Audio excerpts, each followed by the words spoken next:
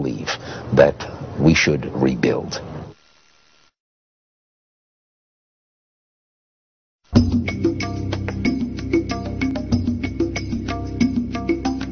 Just in the last few seconds, another building, building number 7, one of the buildings in support of the World Trade Center towers, has collapsed. World Trade 7, functioning as the command center for the complex, housed giant diesel backup and oxygen systems, the mayor's protected emergency bunker, and offices for the CIA, Secret Service, Department of Defense, and Securities and Exchange Commission.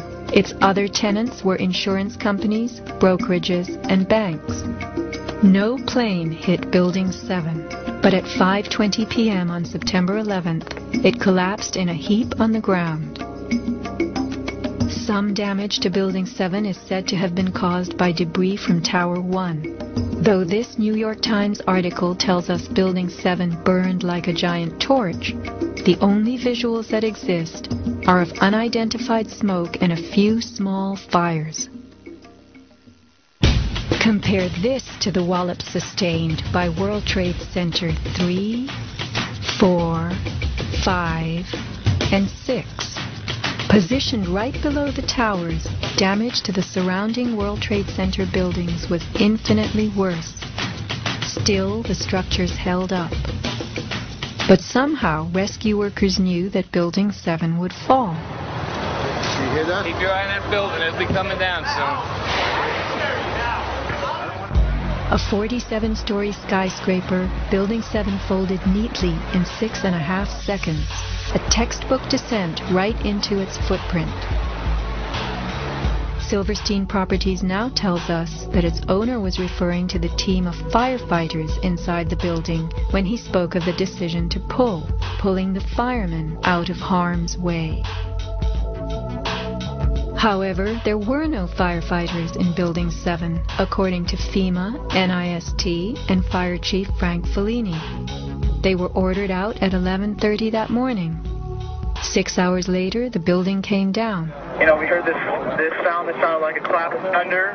Turned around, it looked like there was a shock wave ripping through the building, and the windows all busted out, and it was horrifying. About a second later, the bottom floor caves out, and the building followed after that. Radio host Alex Jones notes the mark of a classic implosion. This is a photo taken 1 second into Building 7's collapse. Notice the crimp. If we look at other controlled demolitions, we see that they first blow one of the central columns so the building falls in on itself. If you don't do this, the building falls outward and can damage surrounding structures.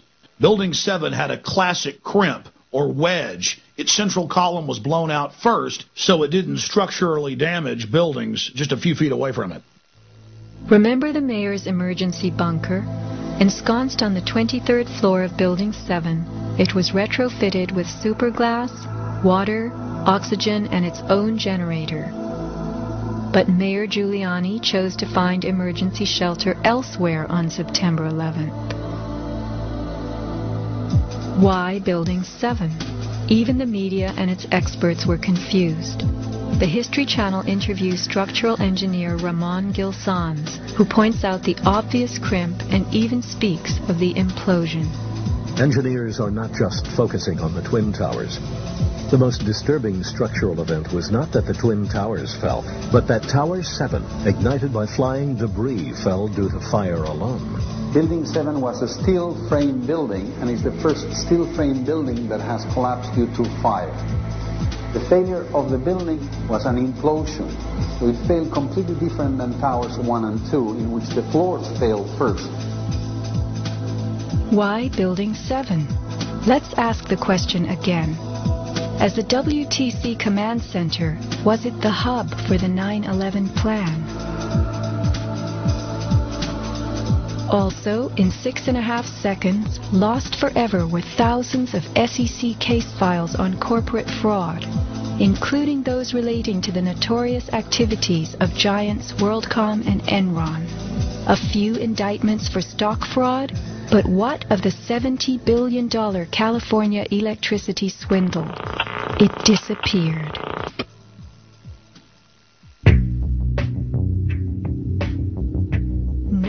died in the collapse of Building 7. It was vacated well in advance of its implosion, but not the Twin Towers. Why weren't police, firemen, and civilians in these buildings told what to expect? Tragically, employees in the towers were advised to return to their offices. The announcement came on that everything was fine. Tower 1, they were evacuating, but Tower 2 was fine, and we could go back to our offices. We were about to go through the turnstile. The security guard says, "Where you guys are going?" I said, "Well, I'm going home because I saw fireballs coming down." He said, "No, your building is safe. It's secured. It is safer to stay in your building. Go back to your office." Stanley Prayamnath returned to the 81st floor. Then, I just happened to raise my head looking straight towards the Statue of Liberty, and what I saw was a giant airplane coming straight towards me. the South Tower was hit between the 78th and 84th floors. Trapped on the 81st floor by crushing debris, Stanley was rescued by Brian Clark. Slowly and painfully, they made their way down a stairwell to freedom. Outside, Stanley had a feeling of uncanny prescience for what was to come.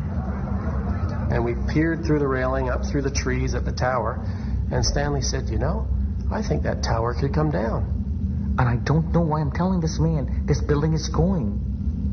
But I knew it was not over.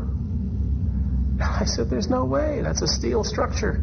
That's just draperies and carpets and furniture burning. You know, there's no way." And I didn't finish my sentence when the tower started to slide.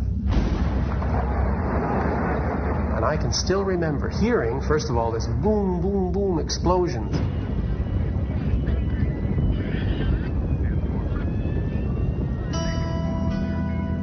Not all were blessed with intuition or foresight. Joseph Milanowicz reached his son Greg by cell phone. Greg at that time, I could tell by his voice, was scared.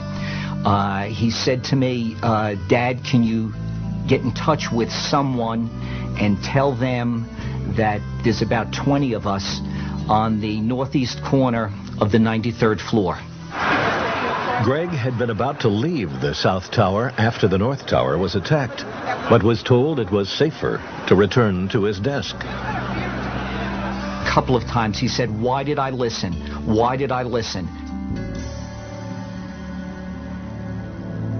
Who was a director in the company that provided electronic security for the World Trade Center and Washington's Dulles Airport, both involved in September 11th? None other than the president's younger brother. From 1996 to 2000, SecureCom installed what was referred to as a new security system at the World Trade Center. Wirt D. Walker III, a cousin of the Bush brothers, was CEO of SecureCom from 1999 until 2002. Interestingly, these facts have not been made public. Was it only a security system that was added during those years, or was it also the wiring for a long-awaited plan? Scott Forbes, an IT specialist in a firm that had leased space in the South Tower since its erection, reported an unprecedented power down in his building for almost the whole weekend prior to 9/11. We were notified 3 weeks in advance of the power down by the Port Authority. That was relatively short notice to plan to shut down all of our banking systems. It was a big deal. It was unprecedented. We had a data center on the 97th floor, so our originating servers were all there. During that weekend, the power down meant that there was no security. The doors were all open, basically. And also the security video cameras were all off. But there were guys in overalls carrying huge toolboxes and reels of cables walking around the building on that weekend. Employees were notified that internet cables were being upgraded.